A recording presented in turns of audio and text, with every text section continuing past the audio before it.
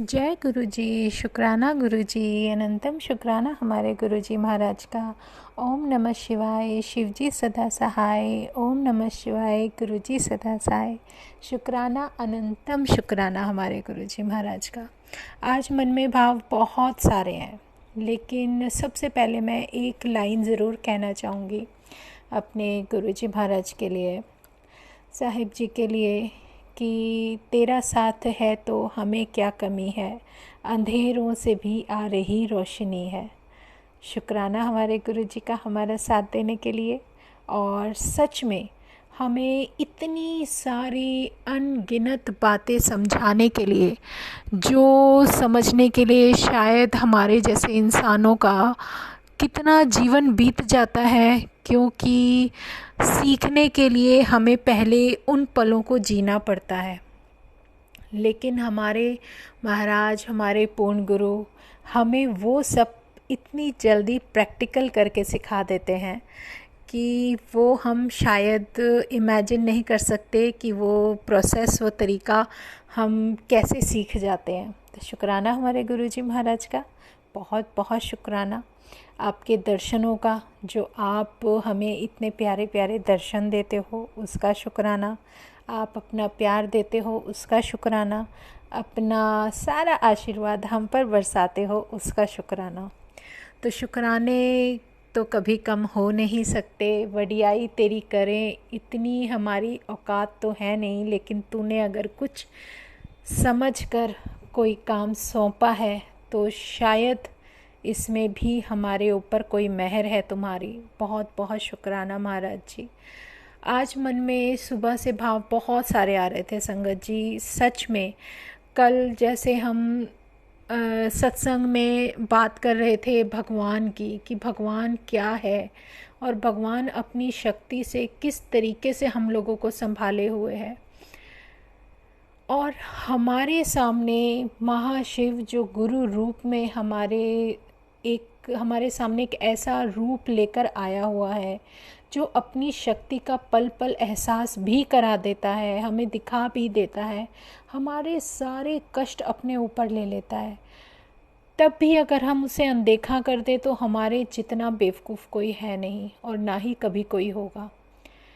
इंसान आजकल के कलयुग में इतना सेल्फिश होता है कि जब उसे ज़रूरत होती है तो वो भगवान के दर पे जाके झुक जाता है, और जब उसकी ज़रूरत पूरी हो जाती है तो वो शायद कहीं ना कहीं उसके दिमाग में या उसके मन में ये आने लगता है कि चल अब बहुत हो गया, अब थोड़े दिन हम ये नहीं करते या वो नहीं करते। लेकिन लगन उसके अंदर तभी होती है जब वो परेशानी में होता है। तो दुख और सुख है क्या, ये एक ही सिक्के के दो पहलू हैं। दुख भी है आपके जीवन में तो सुख भी होगा। सुख आएगा तो कहीं ना कहीं कोई ऐसी तकलीफ़ ज़रूर आएगी, और दुख भगवान तभी देते हैं कि तुम उनका सिमरन करो। अगर तुम सुख में भी सिमरन करने लगोगे तो दुख और सुख दोनों एक ही लेवल के हो जाते हैं।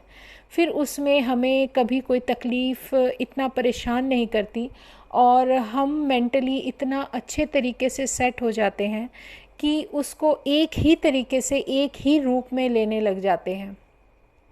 लेकिन संगत जी, कई बार कुछ लोग जैसे मैं आप लोगों से ज़रूर शेयर करूँगी कि कुछ डराने का काम करें, या कुछ भी आप इमेजिन करो कोई नेगेटिव शक्ति हो आपके साथ। अगर पूर्ण गुरु है, आप सच्चे हो ना, आप सच्चे हो, आप दिल से अच्छे हो, आपके लिए कोई कुछ भी बातें करे कोई फ़र्क नहीं पड़ता। आपके लिए कोई नेगेटिव थॉट्स फैला रहा है, या आपके लिए कोई भी कुछ नेगेटिव बोल रहा है, या वो ये सोचता हो कि आपको कुछ डाउन करके या आपको नीचा दिखा के या उसकी बातों में अगर वो आपको गिराना चाहे तो गिराने दो, कोई फ़र्क नहीं पड़ता।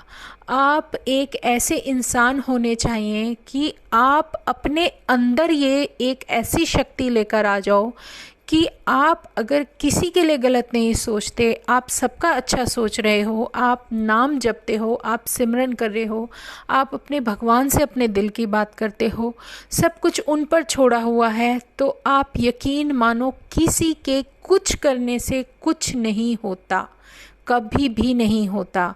हाँ, अगर ऐसा कुछ हो भी रहा है तो तुम्हारे कर्म कट रहे हैं, जो कि आप सोच नहीं सकते कि आपके कर्मों को कोई, जैसे आपने सोचा होगा, देखा होगा कि धोबी जैसे कपड़े धोता है ना लोगों के मैले उठा उठा के, उसी तरीके से आपके कर्मों की धुलाई हो रही है।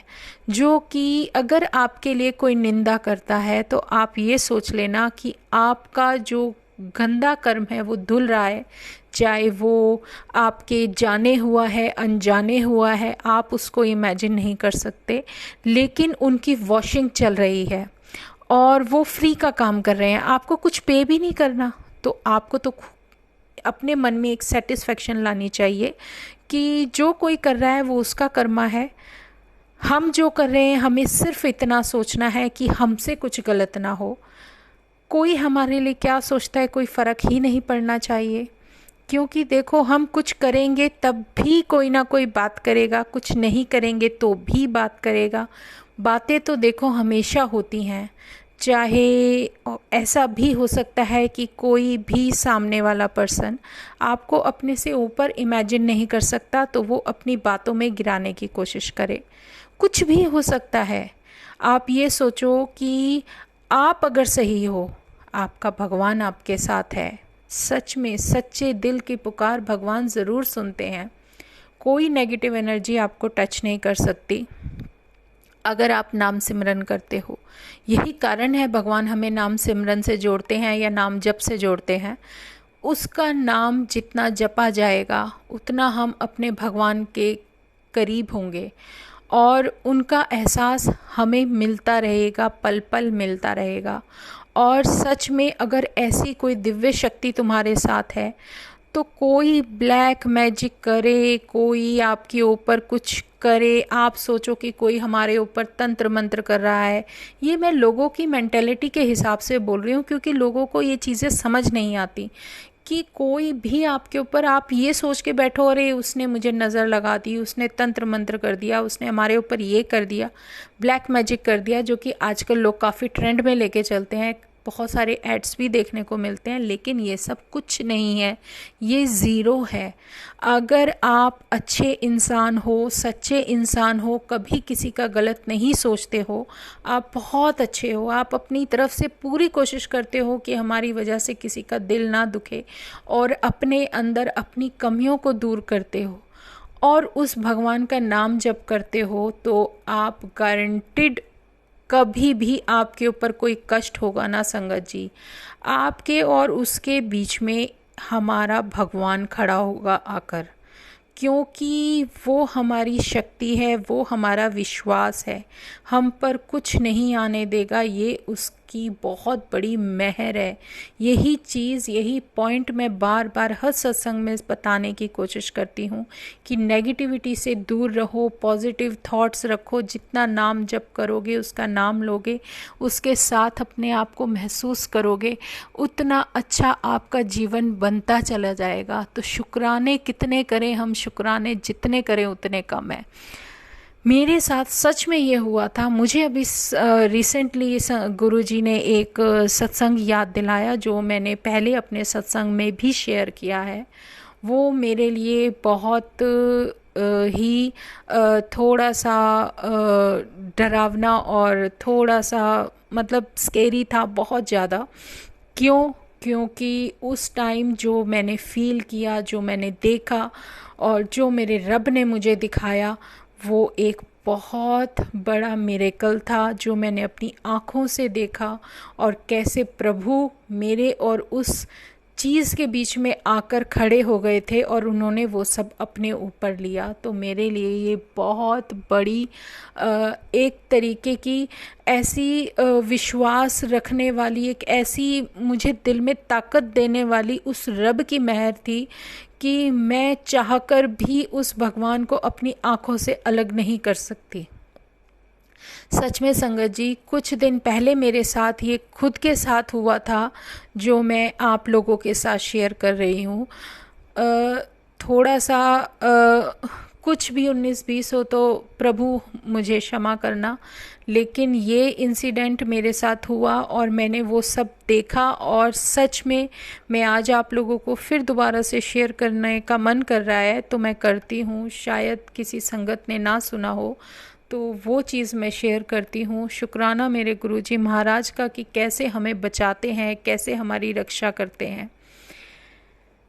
अर्ली मॉर्निंग सिमरन करती हूँ मैं क्या करती हूँ, मेरा रब मुझे कराता है, उठाता है, वो मुझे याद दिलाता है कि तुझे कुछ करना है। सच में वो सिमरन करते करते मैं अपने गुरु चरण के पास यहाँ बैठी हूँ और मेरी आंखें कुछ पल के लिए बंद होती हैं। संगत जी, सच में वो जो सीन है वो मैं जैसे भी शेयर करूं, आप प्लीज़ समझने की कोशिश करना कि उस दिन मैं क्या, मतलब मैंने फ़ील किया होगा, कितना डरावना था वो सब। लेकिन उसकी ताकत के सामने दिल में बिल्कुल डर नहीं था, और मैं उस प्रभु से बस ये उसका नाम जप रही थी और मैं कह रही थी, मैं नहीं जानती ये सब क्या है, लेकिन जो भी है तेरी मेहर है, तेरी मेहरबानी है जो हम हर चीज़ से बचे हुए हैं। वो मैं आपको बताती हूँ। मैंने देखा कि एक लेडी है जिसके पूरे बदन पे ज़ख़म है।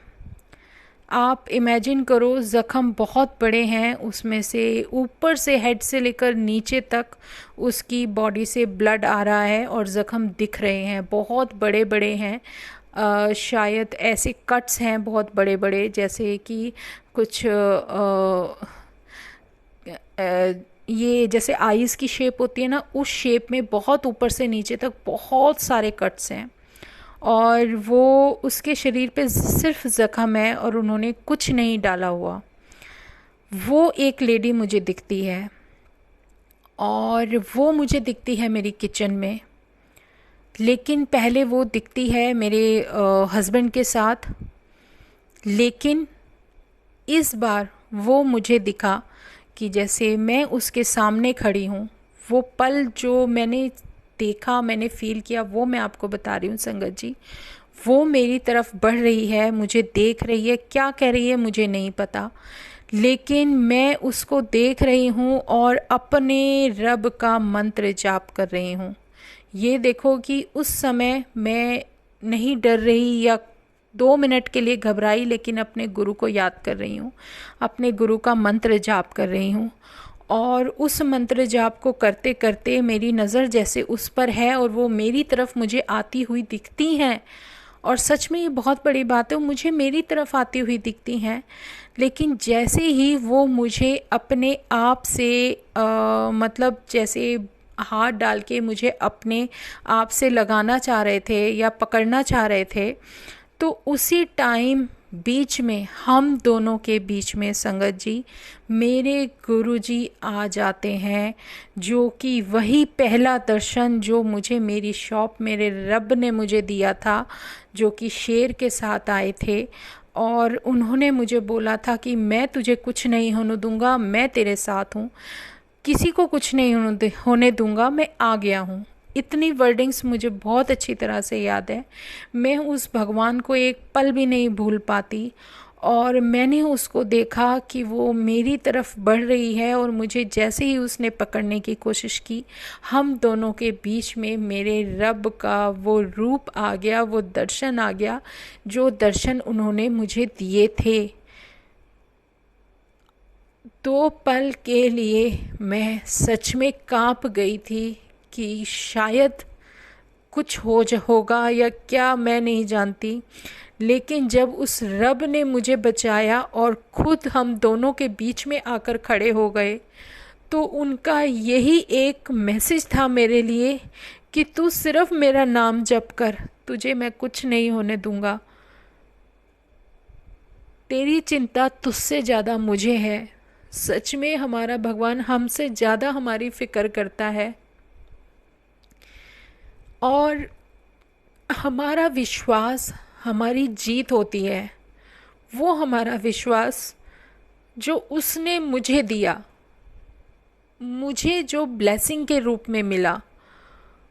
और सच में वो सब मैं अब याद करती भी हूँ तो मुझे एक अलग ही हिम्मत आती है। थोड़ी देर के लिए मैं सैंटी ज़रूर हो जाती हूँ, क्योंकि मैं नहीं जानती कि हमारा प्रारब्ध क्या था या हमारा आने वाला टाइम क्या था। लेकिन भगवान हमेशा हमें यही समझाते हैं कि अगर तुम कुछ टाइम से फेस कर रहे हो या निकल रहे हो तो ये सोच लेना कि मैं तुम्हें कुछ भी दूंगा तो परमानेंट दूंगा। अगर तुम्हें कोई खुशी दूंगा तो तुम्हें परमानेंट दूंगा। इसके लिए तुम्हें सब्र करना पड़ेगा। वो सब्र हमें सिखाते हैं, चाहे वो कितना लंबा है हम नहीं जानते। हमारा कार्मिक अकाउंट हमारे प्रभु के सामने खुला है, हमारे कर्मों की धुलाई हो रही है। क्या है, कितने जन्मों का है, हम कुछ नहीं जानते, क्योंकि जब कार्मिक अकाउंट खुलता है, जब हमारा नंबर आता है, तो उस नंबर आने में भी कितने जन्म लग जाते हैं ये भी हम नहीं जानते। अब हमारा कल्याण अगर प्रभु ने करने का ठान लिया है तो सच में अगर कोई मुसीबत हो, कोई तकलीफ़ हो, तो कोई भी, मैं कहती हूँ इतना विश्वास, आंख बंद करके मैं आप लोगों से ये शेयर कर सकती हूँ कि संगत जी, अगर आपकी लाइफ में कोई कष्ट है, कोई तकलीफ़ आने वाली होगी, तो आपके सामने आपका भगवान पहले खड़ा होगा। वो कभी नहीं चाहेगा कि उसके भक्त पर कोई कष्ट आए। तो ये विश्वास उस पर हमेशा रखो, इतना ज़्यादा रखो कि वो खुद हमारी मदद के लिए दौड़ाए। इसीलिए वो हमें समझाते हैं कि अपने कर्मों पे ध्यान दो, तुम्हारे कर्म अच्छे होंगे तो मैं तुमसे हमेशा जुड़ा रहूँगा और तुम्हारे साथ रहूँगा।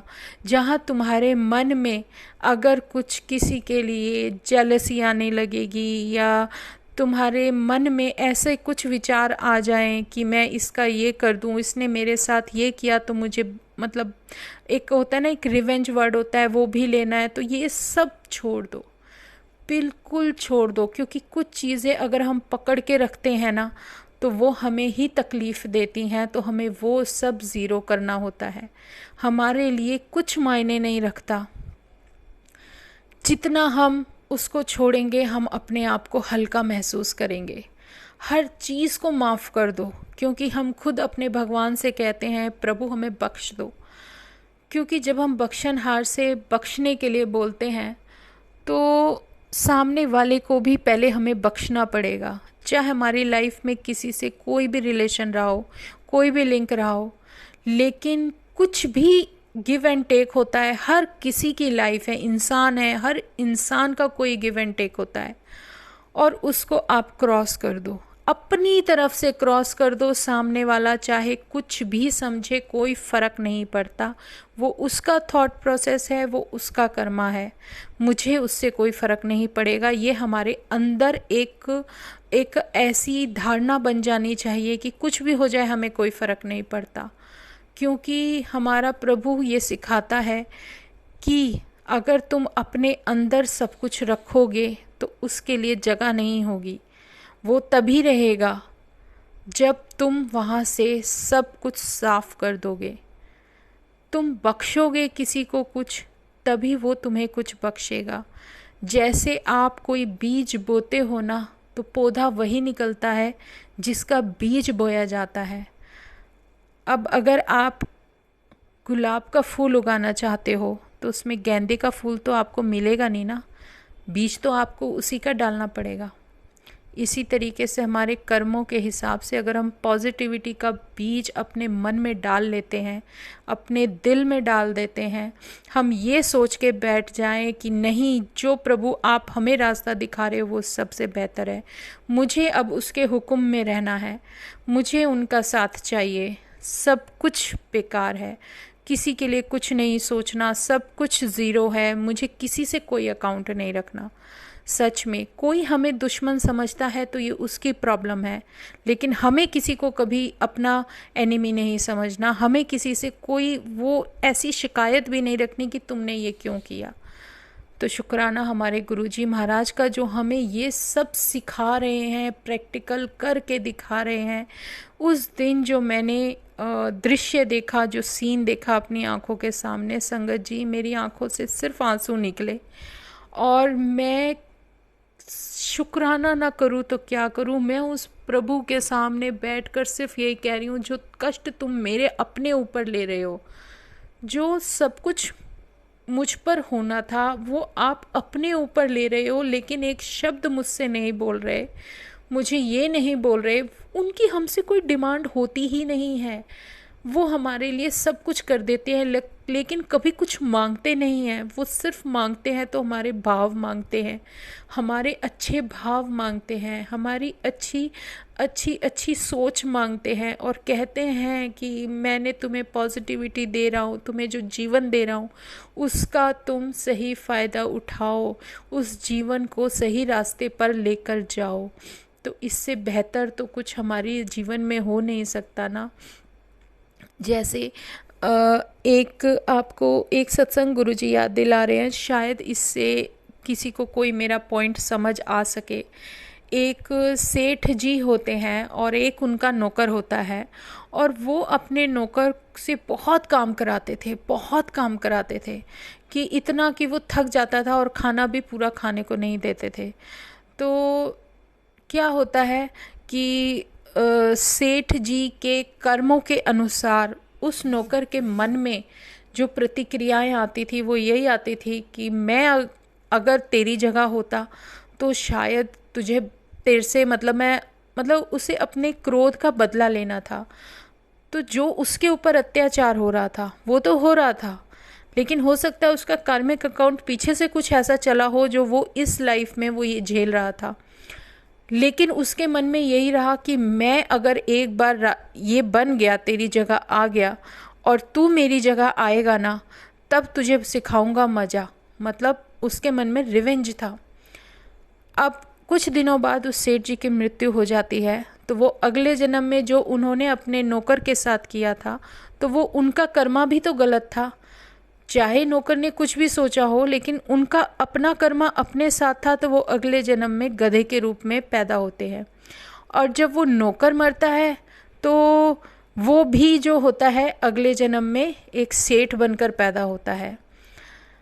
अब वो वही चीज़ उस गधे के साथ करते हैं, क्योंकि कार्मिक अकाउंट के अनुसार अब देखो उनको नया जन्म मिला, उनकी इच्छाएं क्या थी, वो इच्छाएं उनको उस रूप में ले जाने में मदद करती हैं।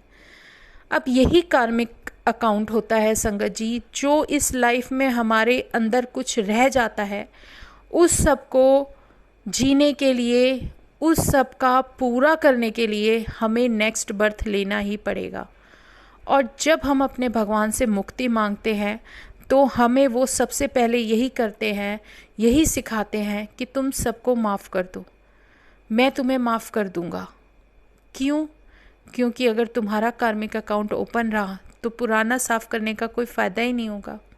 तो इसलिए तुम अपना सब कुछ ज़ीरो कर दो, अपने मन में किसी के लिए कुछ मत रखो, सब ज़ीरो कर दो, बिल्कुल नीचे लेवल पर ले आओ, ताकि तुम अगर एक स्टेबल, एक समतल जगह पर पहुंच चुके हो, तब मैं तुम्हारा पुराना साफ कर दूंगा। जो भी तुम्हारा जन्मों से चला आ रहा है, हम नहीं जानते, लेकिन भगवान तो जानता है, उन्हें तो दिख रहा है, और आगे आने वाला टाइम भी दिख रहा है। अब उसमें कितना समय लगेगा तो वो तो हमारे प्रभु जाने, क्योंकि हमारा कार्मिक क्या है वो हम भी नहीं जानते। कितने जन्मों का खुला जा रहा है, कितने कर्म है। जब एक हल्की सी गंदगी, जो जैसे चिंगम है, चिंगम अगर कहीं लग जाती है ना तो उसको छुटाने में हालत ख़राब हो जाती है। इसी तरीके से हमारे कर्म होते हैं, जो बहुत ज़्यादा डॉटेड वाले होंगे उन्हें हटाने में बहुत वक्त लगता है। इसलिए गुरुजी हमें कहते हैं कि तुम शब्द सुनो, अपनी सॉल को प्योर करो। उसको जितना प्योर करोगे उतना ज़्यादा अच्छे से साफ़ होगी, और भगवान को हमेशा साफ़ सॉल ही चाहिए, और उसी की सफाई चल रही होती है, और उसमें कितना वक्त लगेगा हम नहीं बता सकते। सच में नहीं बता सकते। तो ये तो उस प्रभु की मर्ज़ी है ना, वो कैसे क्या करवाते हैं क्या नहीं करवाते, सब कुछ उनके हाथ में है। इसीलिए हमें सरेंडर करने के लिए कहा जाता है कि आप सब कुछ उन पर छोड़ दो, जो होगा वो अपने आप आपको लेकर चलेंगे। तो जो रास्ता दिखाएं उस पे चलते जाना। तो इसी तरीके से जो हमारे कर्माज होते हैं उसमें वक्त लगता है, और उस वक्त को ही हमें सब्र के साथ बर्दाश्त करना है। हमें वो टाइम देना पड़ेगा, चाहो या ना चाहो। और अपने कर्म हम आने वाले सही रखेंगे तभी तो पिछले का थोड़ा क्लियर होगा। तो इसीलिए प्रभु हमें बार बार उस रास्ते पर लेकर जाते हैं कि सिमरन करते जाओ, सिमरन करते जाओ। जैसे डेली आपके कपड़े गंदे होते हैं ना संगत जी, हल्के फुल्के दाग होते हैं, हल्की फुल्की जो भी होती है, उस तरीके से आप डेली मशीन में डाल के धो देते हो। इसी तरीके से हमारा सिमरन होता है, नाम जप होता है। हमारी सॉल भी अगर डेली रूटीन में कुछ गलतियां अनजाने में भी हो जाए तो वो धुलती चली जाती हैं, और वो है नाम सिमरन जो इसको धोने का काम करता है। और वो किसको साफ रखता है? हमारी सॉल को साफ करता है। और हमारी सॉल अगर धीरे धीरे धीरे साफ होती जा रही है तो हमारे प्रभु के लिए वहाँ पर रास्ता बनता चला जाएगा। वो कभी भी हमें अकेला नहीं छोड़ते, ये बिल्कुल पक्का, क्या कितने 1000% पक्का है। हम उन्हें कब फील करेंगे? जब हम उनके साथ जुड़ने की कोशिश करेंगे। इसीलिए वो डायरेक्ट कनेक्शन के लिए कहते हैं, जो बात करनी है सीधे उनसे कहो और किसी से मत करो। कोई काम करना है उनसे पूछ कर करो, अपने आप मत करो।